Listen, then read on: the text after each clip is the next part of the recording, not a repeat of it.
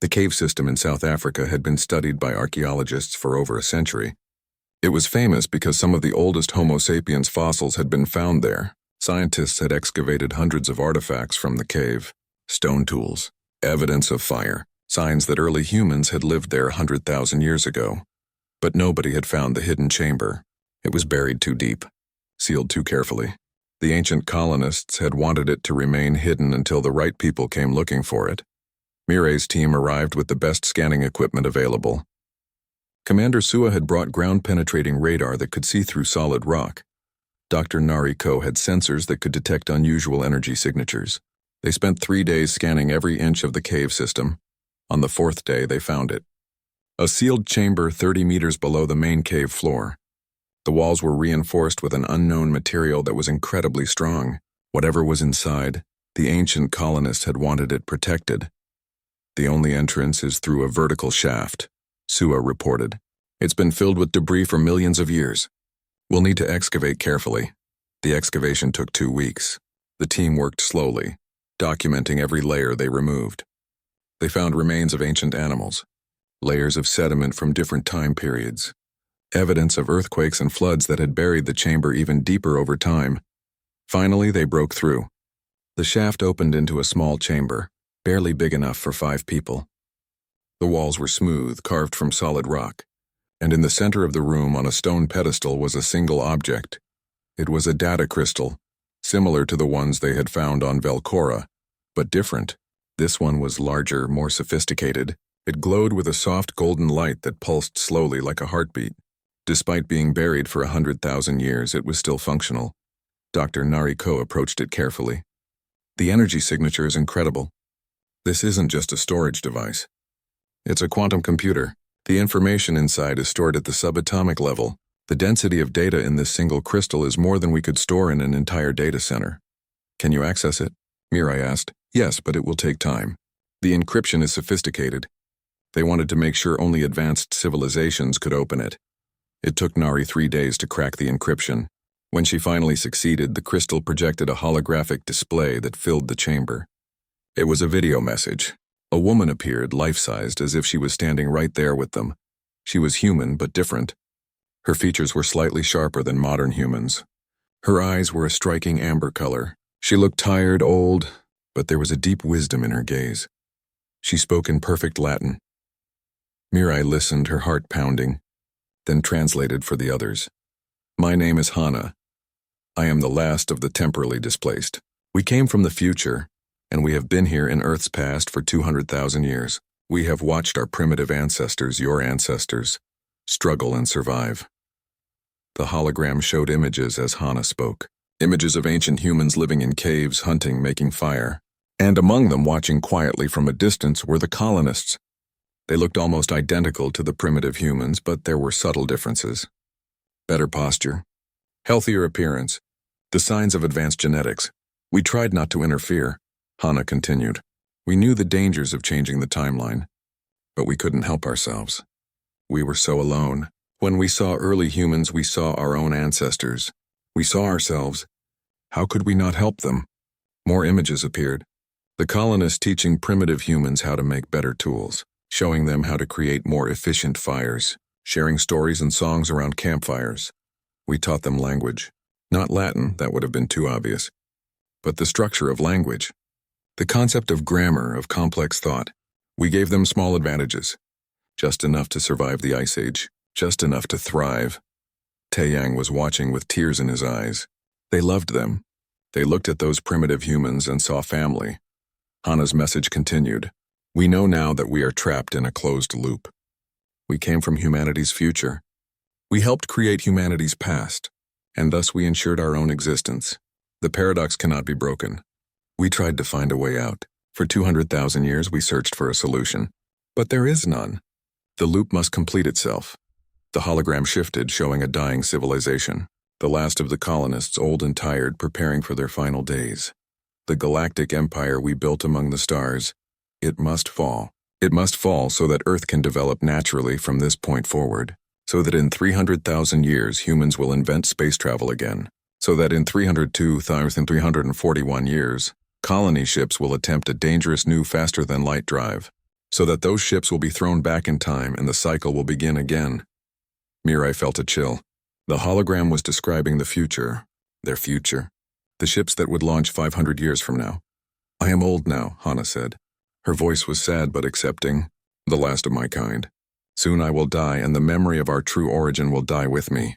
The humans of this time will never know what we did for them, and perhaps that is as it should be. They must develop naturally. They must make their own mistakes and their own discoveries. The hologram zoomed in on Hana's face. She looked directly at the camera, as if she could see across time to the people who would eventually watch this message. But I leave this message for you, our descendants who will one day rediscover the truth. When you find the ancient inscriptions in bad Latin across the galaxy, you will laugh. You will think it is quaint that your ancestors could not preserve their language properly. But know this.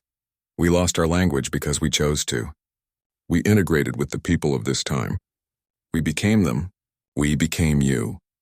Jiwan was processing the implications through her connection to the hive mind. She's saying they deliberately interbred with early Homo sapiens. They merged their genetics with the primitive humans. That's why we lost the longevity modifications, Nari said. They diluted their advanced genetics by mixing with baseline humans. Over thousands of generations, the modifications faded away. The message continued. You are not separate from the ancient empire. You are its continuation. You are us and we are you. We are the same people, caught in a loop that spans millions of years. But you have a choice we did not have, Hana said. Her expression became more serious. You can learn from our mistakes. You know what happened to us. You know why we fell. You can build a better civilization. You can reach for the stars without losing your humanity. Or you can repeat our errors and fall again, starting the cycle over. The hologram showed one final image, the 12 colony ships that would launch in 2341. Beautiful vessels gleaming in the sunlight as they prepared for departure. In 500 years, those ships will launch. They will carry 10,000 colonists. They will attempt a faster-than-light jump that will accidentally send them 3 million years into the past. And they will become us. The loop will close. Hana's image became more transparent, like she was fading away. You cannot stop it. If you prevent the launch, you break the loop. And if you break the loop, you risk erasing your own existence. We ran the calculations. The paradox is stable only if the loop completes. You must let it happen. But here is what you can do, Hana said, her voice growing softer. You can prepare those 10,000 people. You can teach them what we learned. You can give them wisdom before they go. They will still fall. The cycle demands it. But maybe they can fall more gently. Maybe they can suffer less. Maybe they can preserve more of their humanity. The hologram flickered. Choose wisely. The galaxy is watching. Your actions will echo through millions of years. Make them count. Hana's image smiled one last time. And if you are watching this, it means you survived. You found the truth. You are proof that the cycle works. So thank you. Thank you for existing. Thank you for coming back to find us. Thank you for completing the loop. The hologram faded away. The crystal's light dimmed. The chamber fell silent. Nobody spoke for a long time. They all stood there trying to process what they had just learned. The complete truth of humanity's existence. They were trapped in a time loop that had no beginning and no end. They created themselves. They were their own ancestors and their own descendants. Finally, Mirai spoke. We need to tell people. The whole galaxy needs to know. Are you sure? Suwa asked. This information could cause panic. It could destabilize everything. Hana wanted us to know, Mirai said. She left this message for a reason. We have 500 years to prepare. 500 years to decide what to do about the colony ships. 500 years to learn from the mistakes of the ancient empire. We can't waste that time hiding the truth. Taeyang nodded. She's right. The secret has been buried long enough. It's time for humanity, and the whole galaxy, to understand what we really are. Jiwan was already sending encrypted messages back to the Galactic Council. I'm requesting an emergency session. We'll present Hana's message. We'll show them everything we found, and then we'll let them decide what comes next. Commander Suwa carefully packed the crystal for transport. This is the most important artifact in human history. Maybe in galactic history. We need to protect it. Dr. Nariko was taking final readings. The crystal contains more than just Hana's message.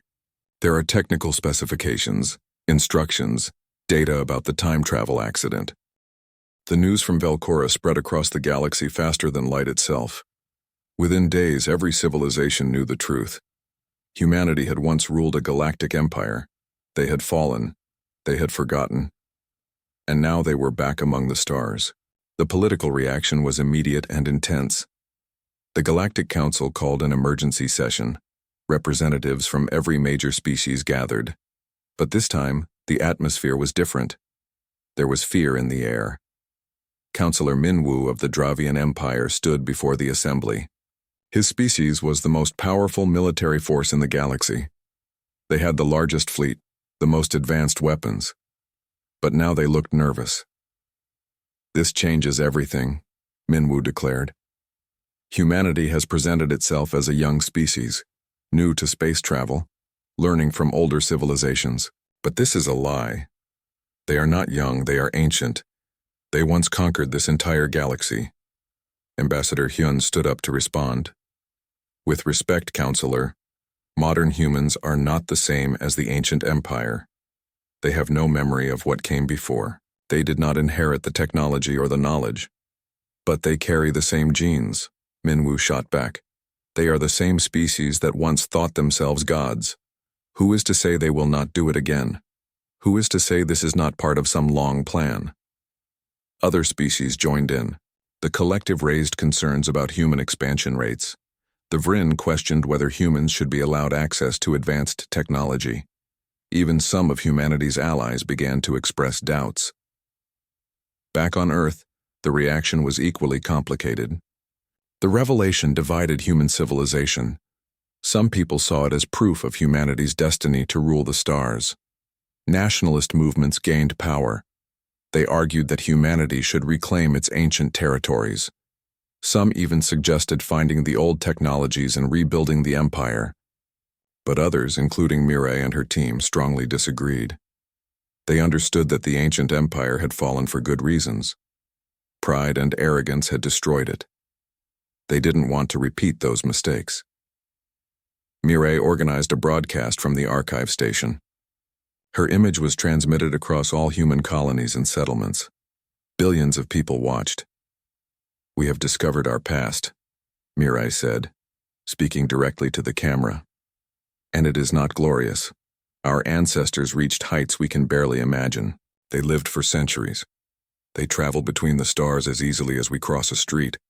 They had technology that seems like magic to us now." She paused, letting that sink in. But they fell. They fell because they forgot what it meant to be human. They modified themselves until they were no longer recognizable. They fought wars that destroyed hundreds of worlds. In the end, the survivors chose to forget. They chose to start over. They chose wisdom over power. Taiyang stood beside her. The Last Keeper's message was clear. She wanted us to learn from their mistakes, not to repeat them. We honor their sacrifice by being better than they were. The broadcast helped, but it didn't solve everything. Human society remained divided. Some colonies declared independence, wanting nothing to do with the ancient empire's legacy. Others formed new political movements demanding a return to human greatness. Meanwhile, the scientific team continued their work. They were preparing for the expedition to Earth, to the first landing site. But Dr. Nariko had made another discovery, one that changed everything again. She called an urgent meeting.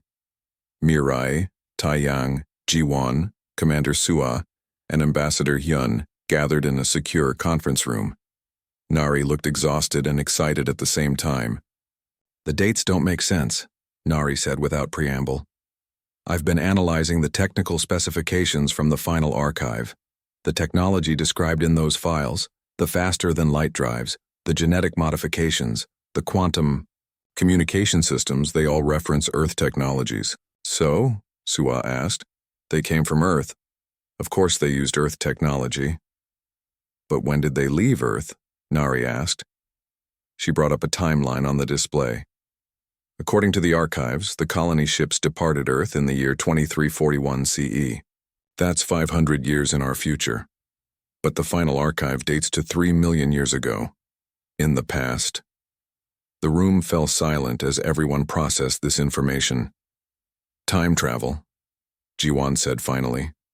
Her connection to the hive mind allowed her to process the implications faster than the others. They didn't just travel through space, they traveled through time. Backwards. Exactly, Nari confirmed. The archives mentioned something called the Great Displacement and the Temporal Storm. The colony ships attempted a new type of faster-than-light travel. Something went wrong. The drive didn't just push them across space, it pushed them backward through time. Mireille felt dizzy. They left Earth in 2341, but they arrived millions of years in the past. They were stranded in time as well as space. Nari pulled up personal logs she had found in the archives. Listen to this. It's from one of the colony ship captains. We left Earth in 2341. But when we arrived here, the star charts were wrong. Everything was wrong. It took us months to realize we're not just far from home. We're in the past. Millions of years in the past. Earth exists, but there are no humans on it yet. We are humanity's true ancestors, displaced in time. Taeyang leaned back in his chair, looking stunned. This is insane. They were stranded in the past. They built an empire over thousands of years. That empire eventually fell. And then their descendants somehow found their way back to Earth and influenced the evolution of early humans, who then eventually became modern humans, who will then build the colony ships in 2341, which will travel back in time and start the whole cycle over. A closed time loop, Hyun said. Humanity has no true origin point. You created yourselves. But how did they get back to Earth? Sua asked. The archives say the colony ships were destroyed. They were stranded. Nari shook her head. I don't know yet, but the last keeper left coordinates for the first landing site. Maybe we'll find answers there. There's another possibility, Miri said quietly. Everyone turned to look at her. What if they didn't return to Earth by choice? What if they found Earth in the past and realized what they had to do? They had to guide early humans. They had to help them survive and evolve. Because if they didn't, modern humans would never exist. Which means the colony ships would never exist. Which means they would never exist. They had to close the loop. The weight of that realization settled over the room. The ancient colonists had been trapped in a time paradox. They had to ensure their own future existence by shaping their own past. They had no choice. Ambassador Hyun looked troubled. This information cannot be released to the public yet. The galaxy is already unstable. If people learn that humanity is caught in a time loop, that they are literally their own creators, it will cause panic. Agreed, Sua said. We need to find proof first, concrete evidence, then we can decide how to share it. Jiwon was already making plans. The first landing site is in South Africa. It's a cave system that's been studied for over 100 years, but no one knew what to look for. Now we do. How long to organize an expedition? Mireille asked. 2 weeks, Sua replied. We'll need a small team. Too many people will draw attention. And we'll need to excavate carefully. If there's evidence hidden there for 3 million years, we can't risk damaging it. The team agreed to keep the time travel discovery secret for now. They would go to Earth, find the first landing site, and search for proof of the ancient colonists' return. Only then would they know the complete truth. But as they left the meeting, Mireille felt a chill run down her spine. She thought about the last keeper's warning, about progress without wisdom, about humanity's tendency to reach too far too fast. In 2341, 500 years from now, colony ships would launch from Earth. They would try a dangerous new form of space travel, and they would be thrown backward through time, starting this entire cycle over again. Could they stop it? Should they stop it? If they prevented the launch, would modern humanity cease to exist? The paradox made her head hurt. Taeyang noticed her troubled expression. You're thinking about the future, about 2341. Aren't you?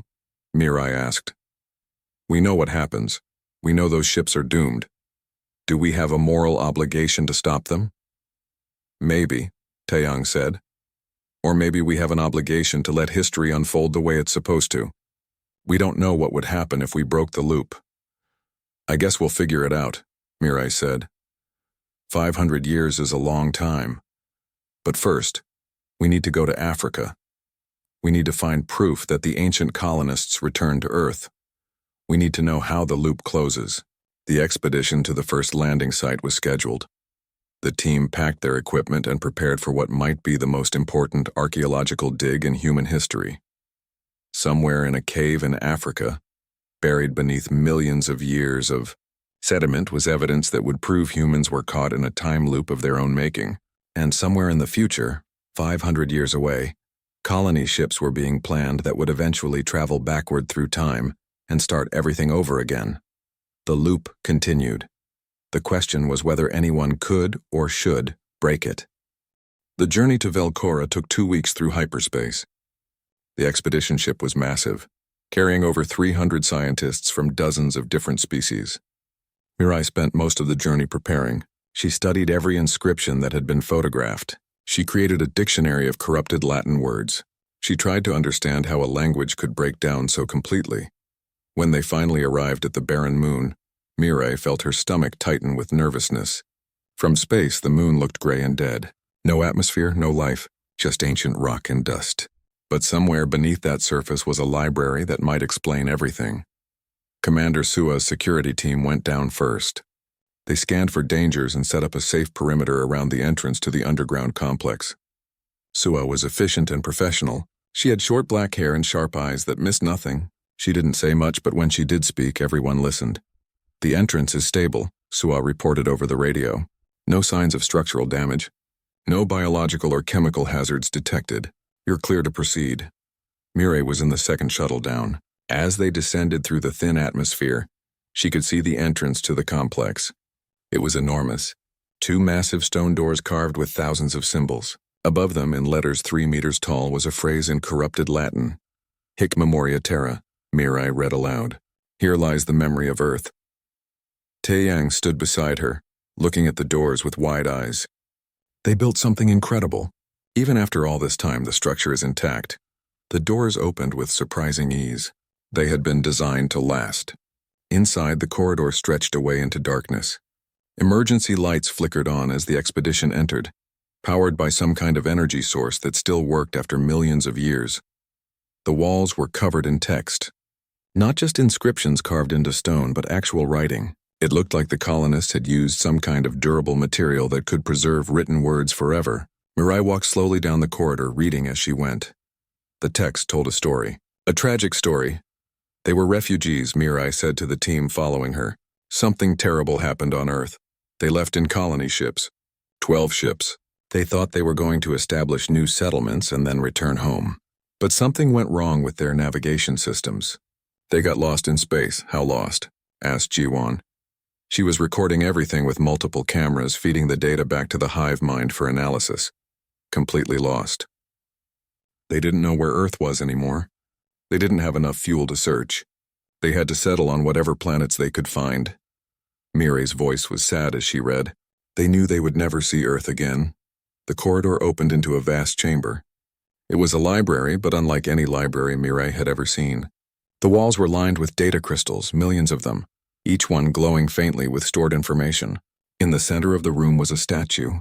It showed a human family looking up at the stars. Dr. Nariko immediately began examining the data crystals.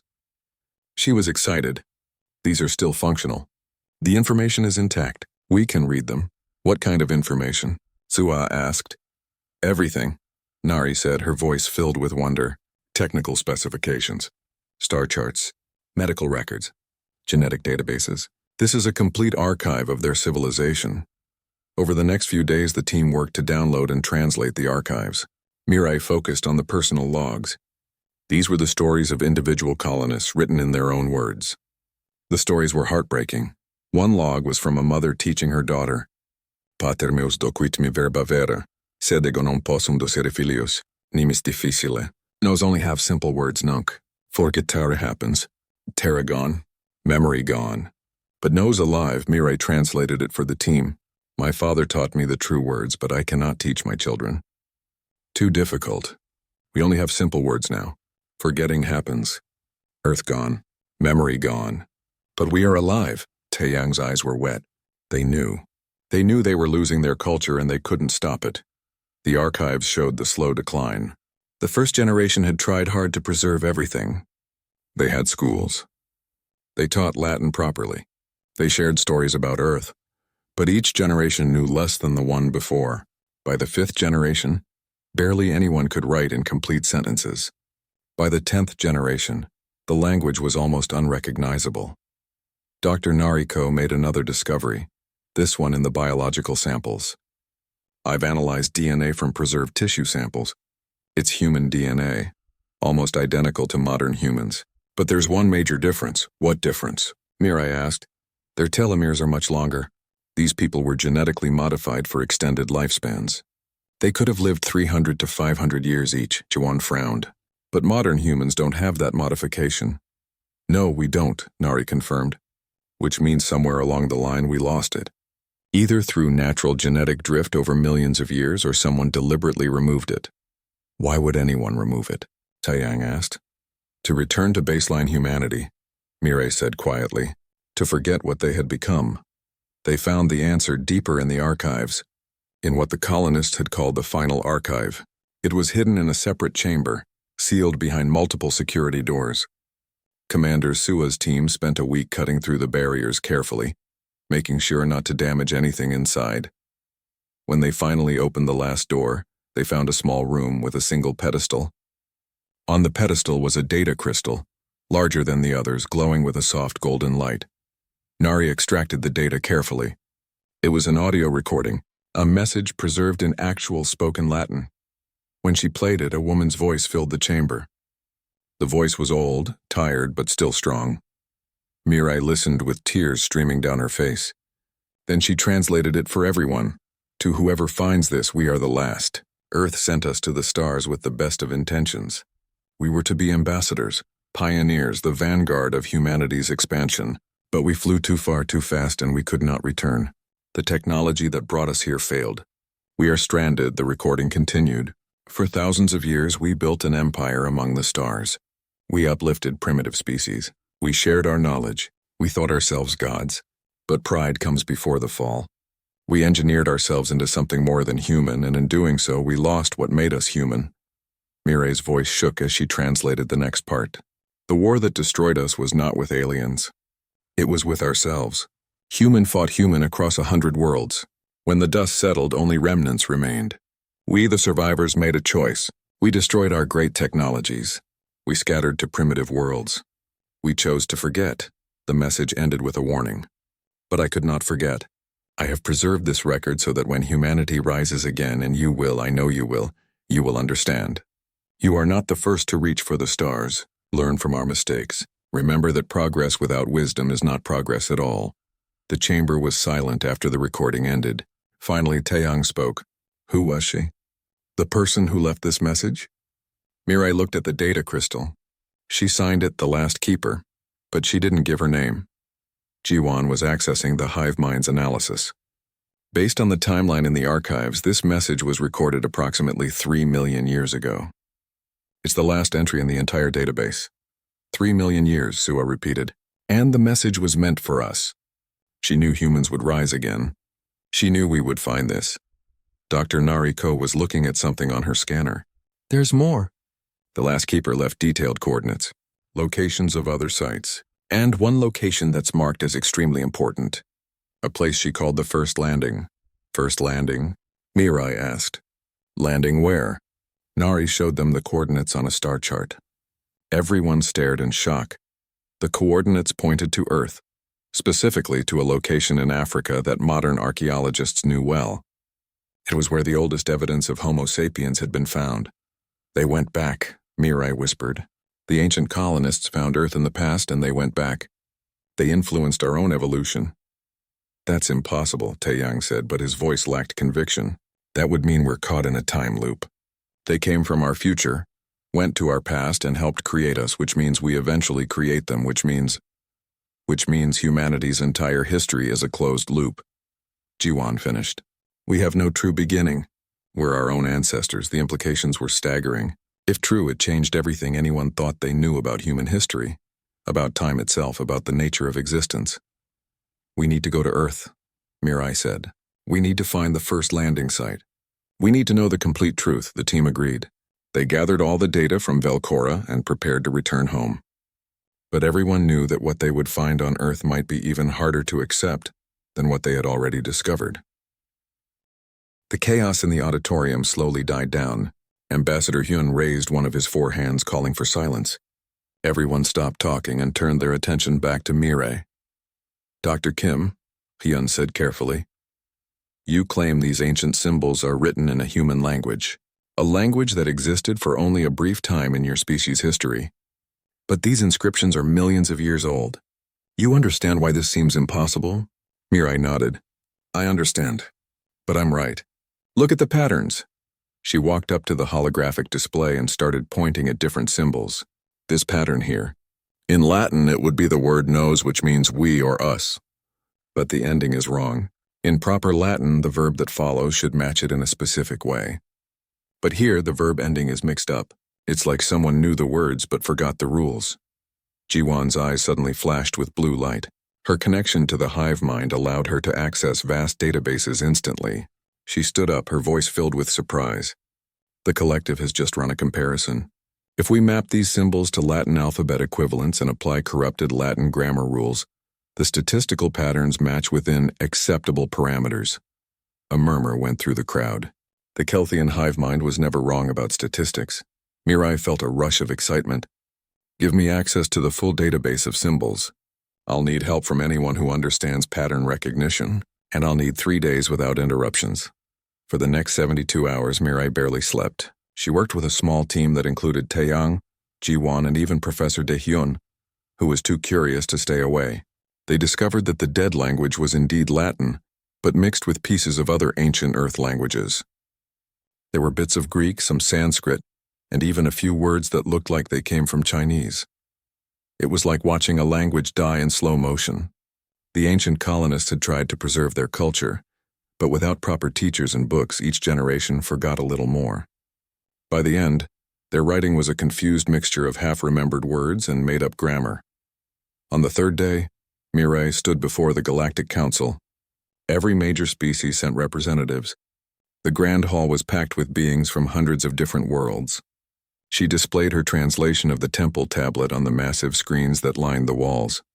"Here is what the tablet says in the original corrupted Latin," Mirai began. She read the symbols slowly, pronouncing each word carefully.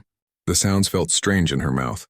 Latin was a dead language even on Earth, studied only by historians.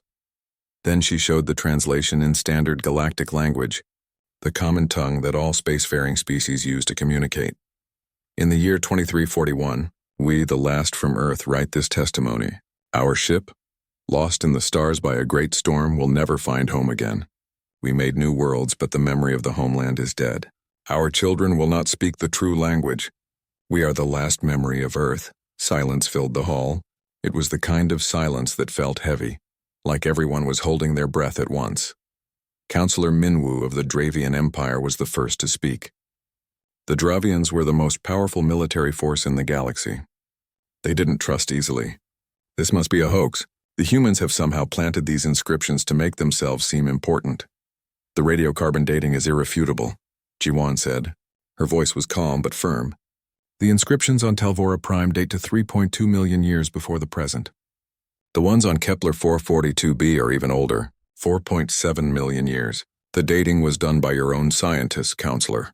Are you saying they made a mistake?" Minwoo didn't answer. He couldn't argue with his own people's findings. Taeyang stepped forward. "Let me explain the paradox clearly.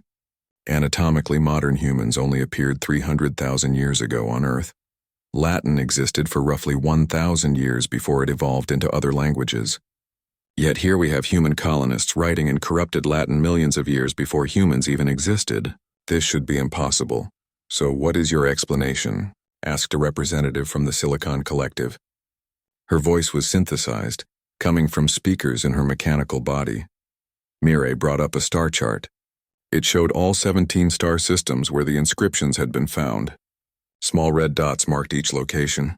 When she connected them, they formed a spiral pattern that moved outward from a central point. "This is the pattern of expansion," Mirai explained. "The inscriptions get younger as you move outward from the center. And look at where the center is located." She zoomed in on the central point. The coordinates appeared on the screen. Several aliens in the audience gasped. Those who understood astronomy immediately recognized what they were seeing. That's Earth's location in space, Hyun said slowly, adjusted for galactic movement over millions of years. Exactly, Mirai said, which means these colonists came from Earth. They spread outward, establishing colonies, leaving inscriptions. The farther they went from the starting point, the more degraded their language became. But how? Demanded Minwoo. How did humans travel the stars millions of years before humans existed? Mirai took a deep breath. This was the part that would sound crazy. What if humanity didn't just achieve space travel once? What if we did it before? What if there was a first human civilization that reached the stars, colonized the galaxy, and then fell? What if modern humanity is actually the descendants of survivors who forgot everything and had to start over from the beginning? The hall erupted into chaos again. Some scientists shouted that it was impossible. Others were already calculating whether such a thing could happen. The politicians looked worried. If humanity had once ruled the galaxy, what did that mean for current power structures? Ambassador Hyun stood up and raised all four of his hands. Everyone gradually fell silent. This is too important to dismiss. I propose we organize an expedition. We need to visit every site where these inscriptions were found. We need to search for more evidence. If Dr. Kim is right, there should be more than just writing. There should be buildings, tools, technology, maybe even biological evidence. The council voted. It wasn't even close. Every species wanted to know the truth. Within a week, the largest archaeological expedition in galactic history was being organized. Mirai was chosen to lead the linguistic analysis team. Taeyang would head up the archaeological work. Jiwan would manage the data analysis. They recruited scientists from every major species. A military officer named Commander Suo was assigned to provide security. Dr. Nariko, a quantum physicist, joined the team to study any advanced technology they might find. Their first destination was the archives of Velcora.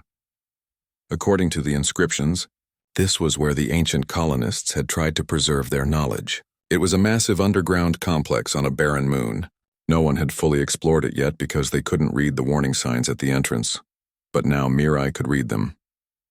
They said, "Here lies the memory of Terra. Enter with reverence." Terra was the ancient Latin name for Earth. The colonists had been trying to preserve their home world's memory, even as they forgot the language they wrote it in. As the expedition ship prepared for departure, Mirai stood at a window looking out at the stars. Taeyang came to stand beside her. "Are you ready for this?" he asked. "No," Mirai said honestly. "We're about to discover that human history is completely different from everything we thought we knew. Nothing will be the same after this." "Maybe that's a good thing," Taeyang said.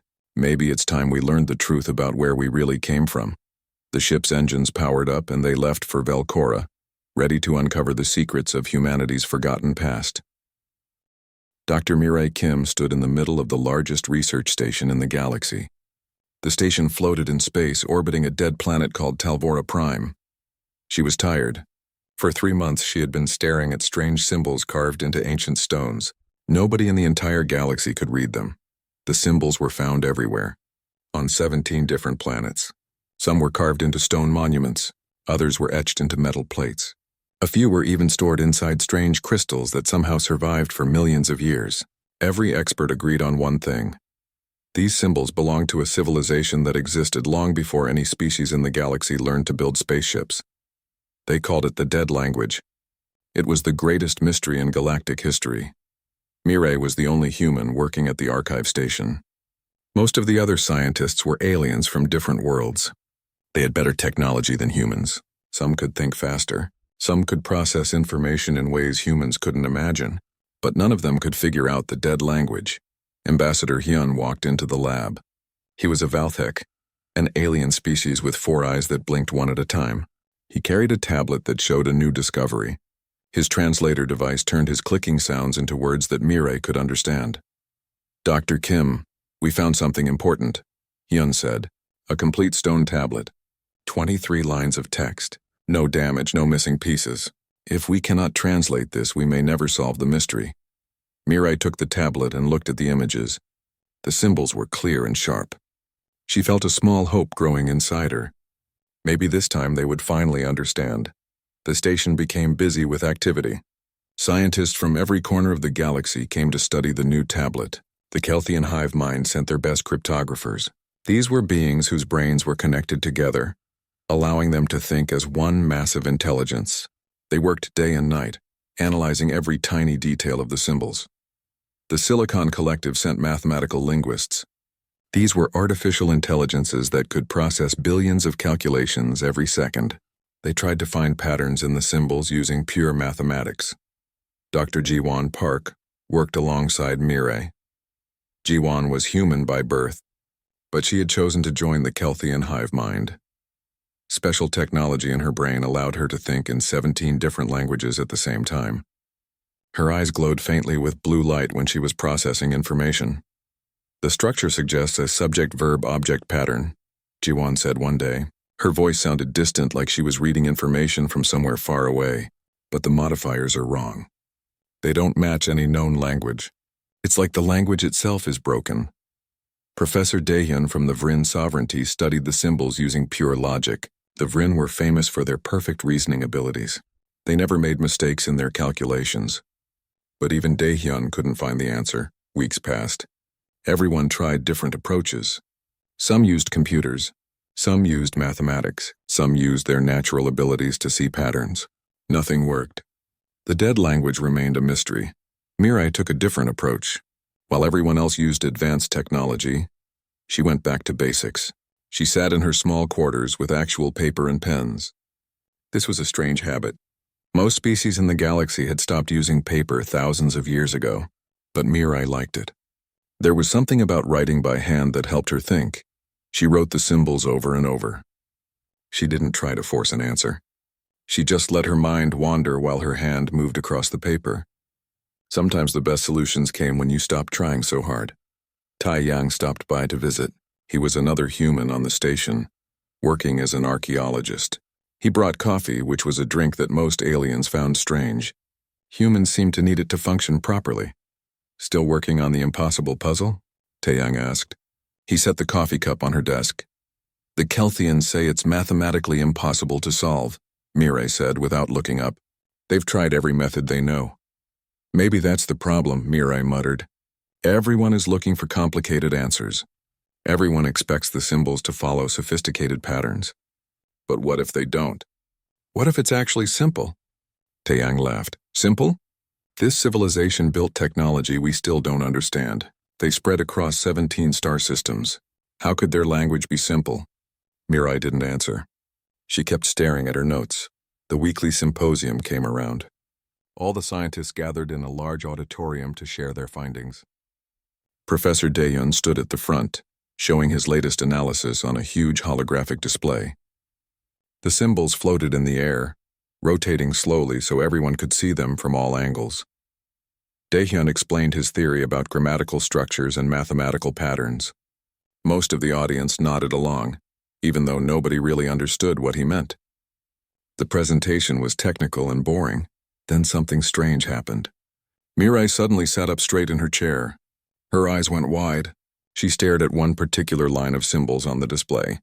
Can you show line 7 again? She asked. Her voice was urgent, cutting through Daehyun's speech. Everyone turned to look at her. Interrupting a presentation was considered rude in galactic academic culture. But Mirai didn't seem to care. The hologram shifted, showing line 7 larger than before. Mirai stared at it. She looked at her handwritten notes. She looked back at the hologram. Then, completely without warning, she started to laugh. The sound echoed through the silent auditorium. Laughter was not universal. Some species didn't laugh at all. Others laughed for different reasons than humans. But everyone recognized that Mirai was expressing joy or amusement. In the middle of a serious academic discussion about an ancient mystery, this seemed completely inappropriate. Ambassador Hyun's 4 eyes blinked in sequence, showing his confusion. Dr. Kim, are you feeling well? Mirai wiped tears from her eyes. She was still laughing, but softer now. I'm sorry. I'm so sorry. It's just... This is hilarious. What is hilarious? Daehyun asked. He sounded slightly offended that someone was laughing during his presentation. Mirai stood up and walked to the front of the auditorium. She pointed at the symbols on the holographic display. This isn't an unknown language, she said. It's not some mysterious alien writing system. It's Latin. The auditorium fell completely silent. Latin?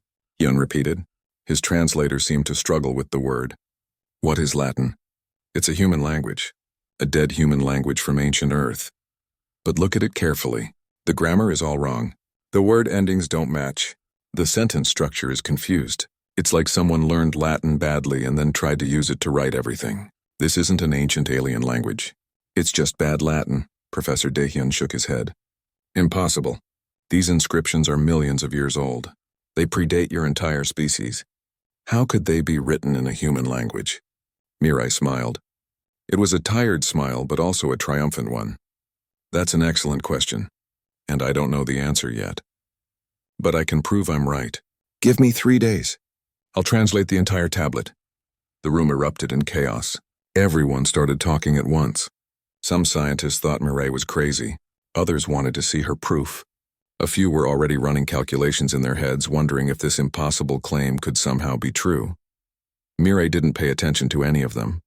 She was already thinking about how to explain corrupted Latin grammar to a galaxy that had never heard of Rome.